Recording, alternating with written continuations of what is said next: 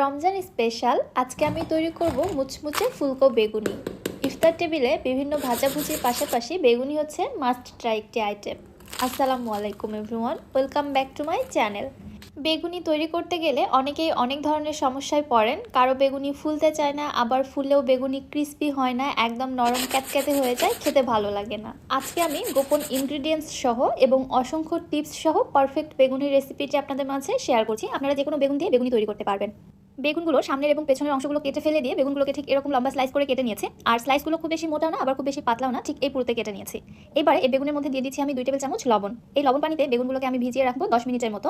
এতে করে যখন বেগুনগুলো আমরা ভাজবো, ভেতরে যে বেগুনের অংশটা থাকবে ওইটা খেতে আর পানসে লাগবে না, খুবই মজার একটি টেস্ট আসবে। এইভাবে আমি পানিতে ভিজিয়ে রেখে দিচ্ছি। ততক্ষণে আমি বেসনের মিশ্রণটা রেডি করে নিচ্ছি। একটি স্ট্রেনারে নিয়ে নিচ্ছি 1 কাপ বেসন। বেসনটা অবশ্যই চেলে নিতে হবে। এতে করে বেসনের মধ্যে যে গুটি বা দলা অংশগুলো থাকবে সেগুলো আলাদা হয়ে যাবে এবং বেসনের মধ্যে অনেক এয়ার ক্রিয়েট হবে, যার ফলে ব্যাটারটা স্মুথ হবে এবং বেগুনি ফুলতে অনেক সাহায্য করবে। বেসনটা চেলে নেওয়ার পরে নিয়ে নিচ্ছি 1/2 কাপ কর্নফ্লাওয়ার এবং 2 টেবিল চামচ ময়দা। কর্নফ্লাওয়ারের পরিবর্তে বেগুনিতে চালের গুঁড়াও ব্যবহার করা হয়, তবে আমি সবথেকে ভালো রেজাল্ট পেয়েছি কর্নফ্লাওয়ার ব্যবহার করে। আর এখানে ময়দাটা কিন্তু অবশ্যই ব্যবহার করতে হবে, এটাই কিন্তু গোপন ইনগ্রিডিয়েন্টস। সব উপকরণগুলো চেলে নেওয়ার পরে একটি হ্যান্ড উইস্ক দিয়ে আমি সবকিছু ভালোভাবে একসঙ্গে মিশিয়ে নিচ্ছি, যেন কোথাও দলা বা লাম্পস না থাকে। এবারে আমি এর মধ্যে দিয়ে দিচ্ছি 1/2 চা চামচ রসুন গুঁড়া, 1/2 চা চামচ দিচ্ছি আদা গুঁড়া, 1/2 চা চামচ ভাজা জিরার গুঁড়া, 1 টেবিল চামচ শুকনা মরিচের গুঁড়া, 1/2 চামচ হলুদের গুঁড়া। সাথে আমি এখানে 1 চামচ লবণ দিয়েছিলাম স্বাদ মতো, যেটা ক্যামেরা বন্দি হয়নি। এবারে এই সব কিছু আমি খুব ভালোভাবে একসঙ্গে মিশিয়ে নিচ্ছি, যেন শুকনো মশলাগুলো কোথাও দলা বেঁধে না থাকে। এবারে নর্মাল টেম্পারেচারে থাকা পানি দিয়ে আমি বেসনের মিশ্রণটা তৈরি করে নিচ্ছি।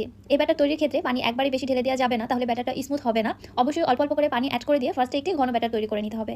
এতে করে ব্যাটারের মধ্যে কোনো লাম্পস থাকবে না, ব্যাটার যেমন সফট হবে তেমনি আমাদের ফেটিয়ে নিতেও সুবিধা হবে। অল্প অল্প করে পানি অ্যাড করে দিতে দিতে ঠিক এরকম ঘনতে একটি ব্যাটার তৈরি করে নিয়েছি। দেখতে পাচ্ছেন ব্যাটারটা কিন্তু বেশ ঘন। ঠিক এই অবস্থায় ব্যাটারটিকে আমি ফেটিয়ে নিচ্ছি 6 থেকে 7 মিনিটের জন্য।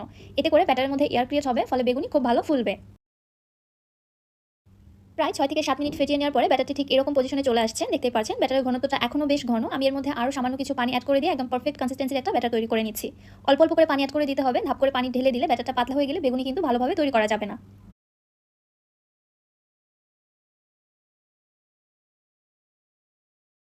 বেগুনি তৈরি করার জন্য বেগুনির ব্যাটার অলমোস্ট ডান। বেগুনির ব্যাটারের কনসিস্টেন্সিটা কেমন হবে আমি সেটা এবার আপনাদের একটু বুঝিয়ে দিচ্ছি। আমি আমার হাতের একটি আঙুল ব্যাটারের মধ্যে ডিপ করে নিচ্ছি। আঙুলটা ওঠানোর পরে দেখুন হাতের আঙুল থেকে ব্যাটারটি কিন্তু ছিঁড়ে ছিঁড়ে পড়ছে। আর আমার আঙুলে দেখুন ব্যাটারটা কিন্তু খুব ভালোভাবে কোটিং হয়ে আছে। ঠিক এরকম কনসিস্টেন্সির একটা ব্যাটার তৈরি করে নিতে হবে। এবার এর মধ্যে দিয়ে দিচ্ছি আমি 1 চামচ বেকিং পাউডার। বেকিং পাউডারটা আগে ব্যবহার না করে বেগুনি ভেজে নেওয়ার ঠিক আগ মুহূর্তে মিশিয়ে নিলেই খুব ভালো হয়। বেগুনি তৈরির ক্ষেত্রে আমি কখনোই বেকিং সোডা ব্যবহার করি না, আমি অল টাইম বেকিং পাউডারটাই ব্যবহার করে থাকি। সো আমার মতো পারফেক্ট বেগুনি তৈরি করতে চাইলে আমার প্রত্যেকটি টিপস আপনাদের মনোযোগ সহকারে ফলো করতে হবে। বেগুনির ব্যাটার রেডি হয়ে গিয়েছে, এক সাইডে রেখে দিচ্ছি। এবার অন্যদিকে যে বেগুনের স্লাইসগুলো আমি পানিতে ভিজিয়ে রেখেছিলাম, এবারে বেগুনের স্লাইসগুলোকে আমি পানি ঝরিয়ে উঠিয়ে নিচ্ছি। পানি ঝরিয়ে একটি স্ট্রেনারে রেখে দিচ্ছি অতিরিক্ত পানিটা ঝরে যাওয়ার জন্য। এবার এখান থেকে একটি করে বেগুনের স্লাইস নিয়ে আমি বেসনের ব্যাটারের মধ্যে কোটিং করে নিচ্ছি।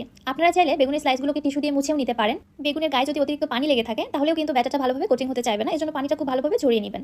ব্যাটারের সঙ্গে কোটিং করার পরে বেগুনের স্লাইসগুলোকে আমি সঙ্গে সঙ্গে তেলের মধ্যে দিয়ে দিচ্ছি। তেলের মধ্যে দেওয়ার পরে চার সাইড থেকে গরম তেল উঠিয়ে আমি বেগুনির উপরে দিয়ে দিচ্ছি। এতে করে বেগুনি একদম ফুলে টইটম্বুর হয়ে যাবে।